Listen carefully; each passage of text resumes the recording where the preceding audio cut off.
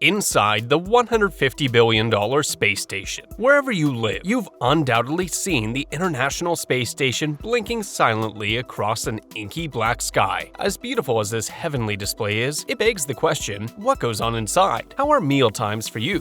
Why are there Velcro strips all throughout the place? Is it true that one of the astronauts brought a trumpet on board? Hello guys, how is your day going? Hope you're having a great time. Before we proceed with this video, do not forget to subscribe to our YouTube channel. Kindly click on the notification bell to get updates on our exciting content. Join us today as we rummage through an astronaut's workspace and inquire about the contents of the International Space Station. The ISS, which progresses at a speed of 5 miles per second, weighs around 420,000 pounds and completes one circumnavigation every 93 minutes. By space standards, it's quite large. It is 4 times the size of the Russian Mir space station and 5 times the size of the former US Skylab. Despite this, astronauts are bouncing around in their interior volume of only part of a 6-bedroom house. It's always been a team effort at the station. Destiny Unity, Quest Harmony, the solar arrays, and the integrated truss structure that holds it all together are all made in the United States. Zarya and Zvezda are 2 Russian components. The Kibo module was designed by the Japanese, and Columbus was built by the European Space Agency. The exquisite cupola arrangement has sleeping spaces for up to 4 astronauts. When the sun rises and sets as often as 16 times a day, sleeping is difficult, not least because the station's structure flexes and pops when the temperature changes. For this reason, many astronauts sleep using earplugs. They can sleep however they choose in their teeny tiny telephone booth-sized bunks, because up and down don't have as much relevance in a microgravity setting. What is the procedure for using the restrooms? This difficulty has been solved with a great deal of technological know-how. In essence, it's a commode with a vacuum cleaner attached to it. Flushing with water would be inefficient and heavy, but in the event of solid waste, moving air may suck any toxic waste into a bag. Liquid waste is cleansed and reintroduced into drinking water and breathable air, which is the only efficient method and one that no one appears to mind. Having a strong, dependable toilet, the Russians have their own system, is considered essential for one's well-being. A power outage on the former Russian station Mir forced astronauts to rely on emergency plastic bags. Morale dropped, as expected. The ISS devotes a significant amount of time and space to fitness. The muscles and bones of astronauts would wither and atrophy if they didn't have it. This is because the human musculoskeletal system is constantly pulled against gravity on Earth, which keeps it in good shape. Bone density declines dramatically over time, allowing the crew to exercise for at least 2 hours every day. The station has 3 primary pieces of fitness equipment, including a treadmill in Node 3, dubbed the Tranquility Module. This treadmill replaces the treadmill that was originally utilized on the Zvezda service module, but had to be removed due to the treadmill's foot-pounding interfering with the delicate investigations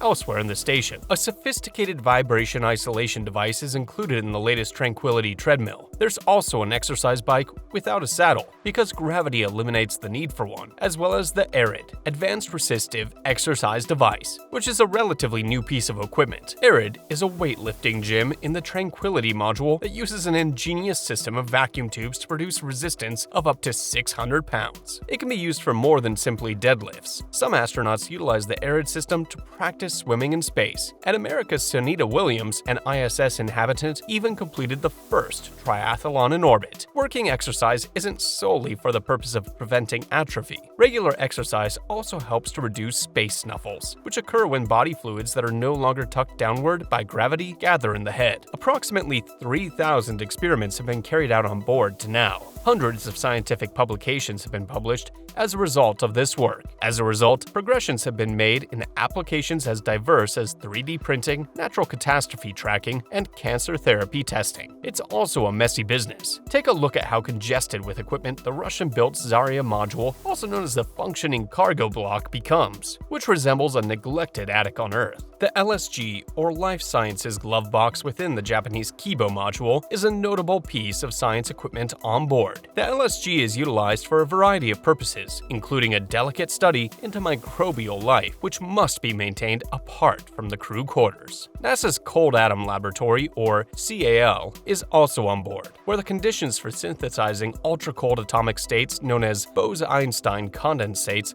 are created. These atoms are cooled to a millionth of a Kelvin above absolute zero, allowing quantum scientists to ask probing questions about matter's fundamental nature. It's one of the coldest spots on the face of the planet. Two tiny research modules are located on the Russian portion of the station. The majority of U.S. science is conducted on Destiny, where Columbus serves as the primary laboratory for the European Space Agency. The ISS, which is outfitted with 10 enormous rack systems that can be swapped out as needed over time, has even held a zoo of species ranging from mice to ants, worms, and even fish. If you're wondering how astronauts working in zero gravity keep track of their tools, the answer is they don't always. New astronauts frequently lose stuff during their first days on board, which is why everything that moves has a Velcro strip attached, which can be tied to identical strips you'll see plastered all over the inside of the crew rooms. It's a simple solution, but it's effective. You may also have noticed astronauts using handrails to help propel them around the space station. Astronauts who spend a lot of time on the space station develop calluses on the tops of their feet, rather than the soles, which is where the pressure is delivered in microgravity. The station itself necessitates continual maintenance, which necessitates astronauts' ability to be a jack of all trades. We have to be plumbers, electricians, and building engineers while running a laboratory and being scientists, said Thomas Marshburn, a former ISS astronaut. It's a thrilling prospect, it's a great deal of fun. They must eat at some point, which poses its own set of difficulties. Sandwiches, for example, are strictly prohibited. Any activity that produces crumbs that can float away possess issues. Fungi can happily grow on any food that finds its way into the twisting cables and racks. Back in 2015, the first ever ingredient grown and eaten in space was romaine lettuce, which was used to make tortillas.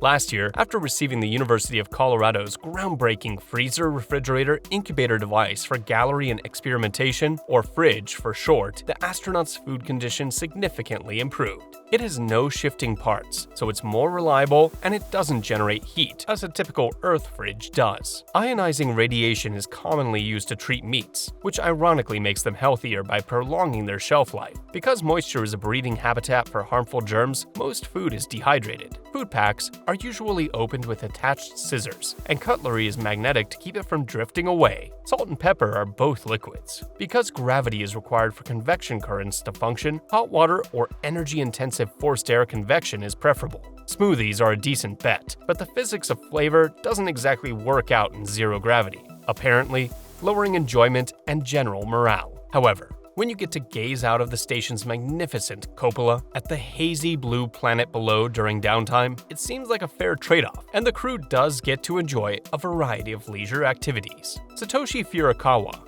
a Japanese astronaut, sent a Lego set of the ISS aboard in 2012 to keep him occupied. We've all seen Chris Hadfield strum his acoustic guitar over the chasm. However, you're unlikely to recall retired USAF Colonel Catherine Coleman, who brought up 4 flutes. She even did a live performance from the ISS that was carried on NPR. Frank Culberson went a step further and brought his trusty trumpet along with him. We don't know how his fellow astronauts reacted to the stunt. There you have it, inside the $150 billion International Space Station. What are your thoughts? Would the strange food, vacuum toilets, and trumpet-playing housemates be worth it to travel to the farthest reaches of the universe? Please, share your thoughts in the comments below. If this video was insightful, don't forget to like this video. Don't forget to subscribe to our YouTube channel and click on the bell button to be notified whenever we upload high-tech material videos.